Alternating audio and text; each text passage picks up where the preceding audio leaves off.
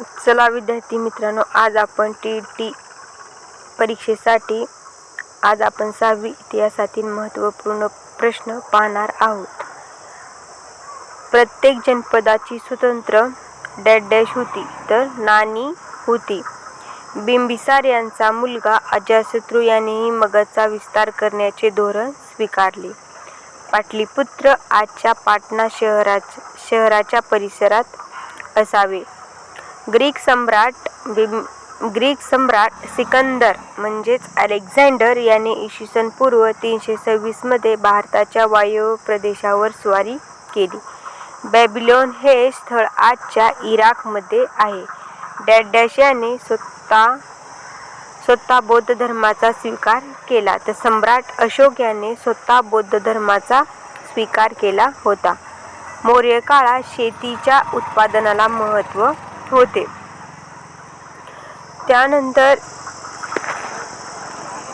त्यानंतर मौर्य काळात शेतीच्या उत्पादनाला महत्त्व होते. शेवटच्या मौर्य राजाचे नाव बृहत असे होते.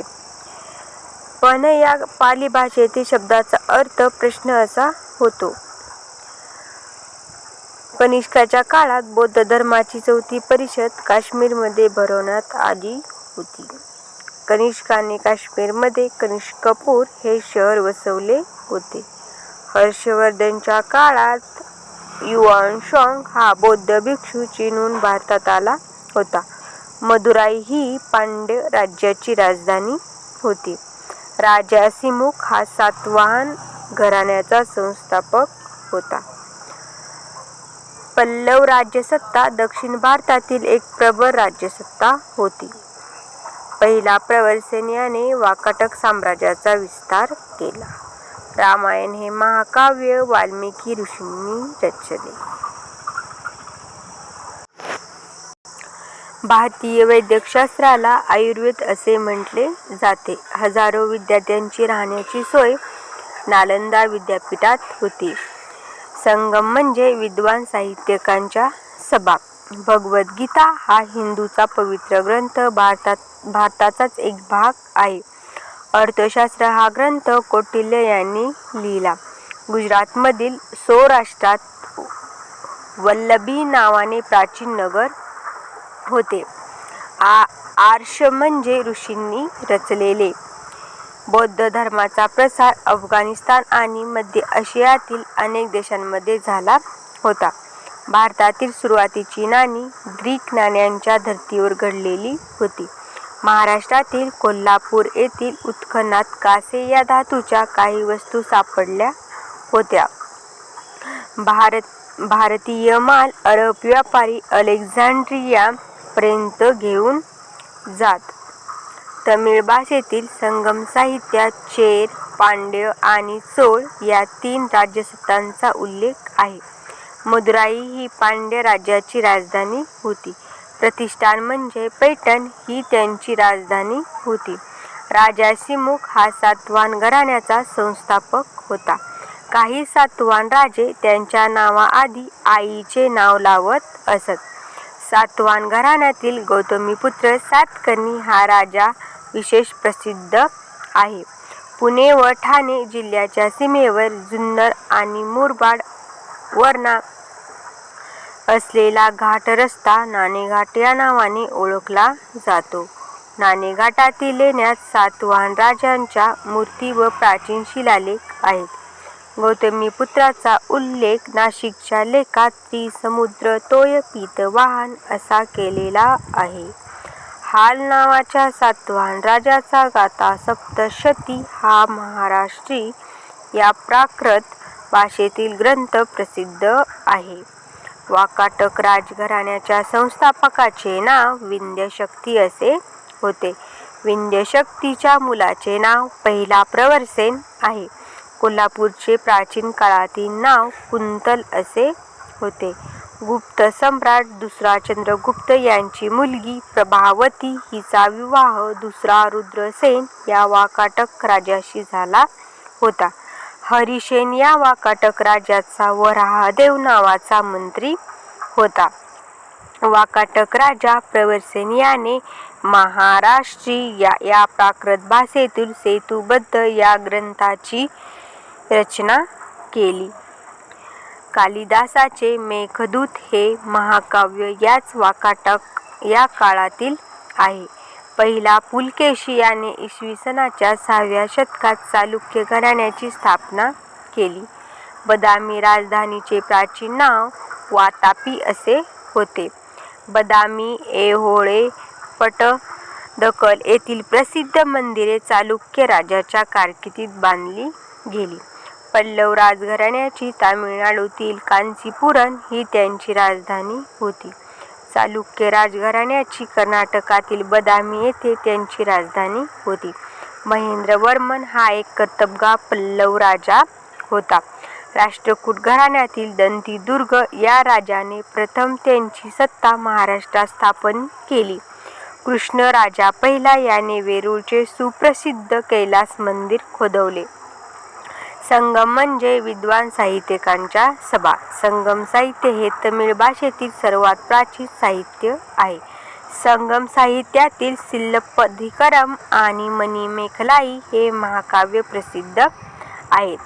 सिद्धसेन दिवाकरने समयीसूत हा न्यायशास्त्रावरील प्राकृत ग्रंथ लिहिला.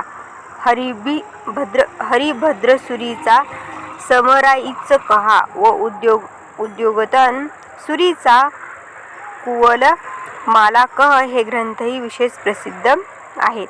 सुत्तपिटकामध्ये गौतम बुद्धाच्या उपदेशाची वचने एकत्रित करण्यात आलेली आहेत. विनयपिटक यात बौद्ध संघातील भिक्षू आणि भिक्षुणी यांनी दैनंदिन जीवनात कसे वागावे याविषयी माहिती सांगितलेली आहे. अभिधम्मपिटक यात बौद्ध धर्माचे तंत्रज्ञान समजावून सांगितले आहे. त्रिपिटकाचे स्पष्टीकरण करणारा अट्ठकथा म्हणजे अर्थकथा नावाचा ग्रंथ प्रसिद्ध आहे. भगवद्गीता हा हिंदूंचा पवित्र ग्रंथ आहे.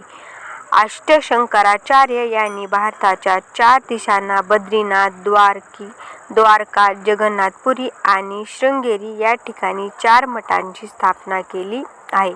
अर्थशास्त्र हा ग्रंथ कौटिल्याने चाणक्याने लिहिलेला आहे. अभिजात म्हणजे प्राचीन, प्रगल्भ, उच्च दर्जाची स्वतंत्र परंपरा असलेली कला किंवा भाषा. आर्ष म्हणजे ऋषींनी रचलेले. रामायण आणि महाभारत ही 2 प्राचीन भारतातील आर्ष महाकाव्य आहेत. रामायण हे महाकाव्य वाल्मिकी ऋषींनी रचले. महाभारत हे महाकाव्य व्यास ऋषींनी रचले. अभिजात संस्कृत भाषेतील कालिदासाची रघुवंश आणि कुमारसंभव तसेच भारवीचे कियतार्जुनीय आणि माघांचे शिशुपालवध हे प्राचीन कालखंडातील महाकाव्ये विख्यात आहेत.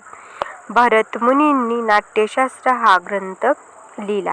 प्राचीन संस्कृत नाटकामध्ये भास या नाटककाराचे स्वप्न, वासवदत्त, कालिदासांचे अभिज्ञानकुंतल यासारखी अनेक नाटके सुप्रसिद्ध आहेत. भारतीय वैद्यकशास्त्राला आयुर्वेद असे म्हटले जाते. आर्यभट्ट नावाच्या शास्त्रज्ञाने आर्यभट्टीय हा ग्रंथ लिहिला. वराहमिहिर याने पंचसिद्धांतिका नावाचा ग्रंथ लिहिला. कणादने वैशेषिकदर्शन हा ग्रंथ लिहिला.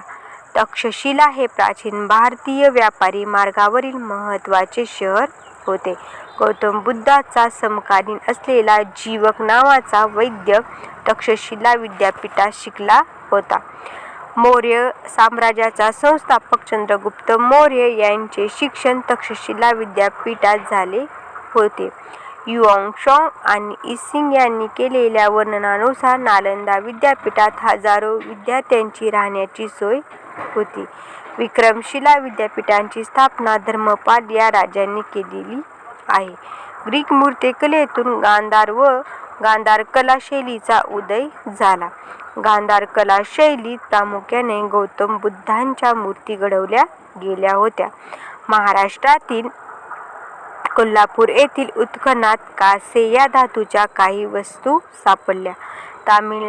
तामिळनाडूमधील अरिकामेडू येथील उत्खननातही रोमन बनावटीच्या अनेक वस्तू सापडल्या.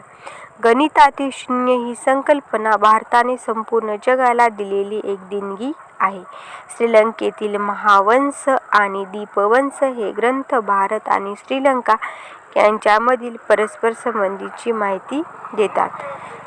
चीनमध्ये तयार होणाऱ्या रेशीम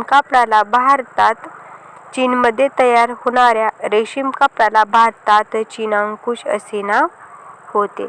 अशा रीतीने हे 6वी इतिहासामधील संपूर्ण शॉर्ट नोट्स आहे. तुम्हाला आता कोणतेही पुस्तक वाचण्याची तुम्हाला गरज नाही.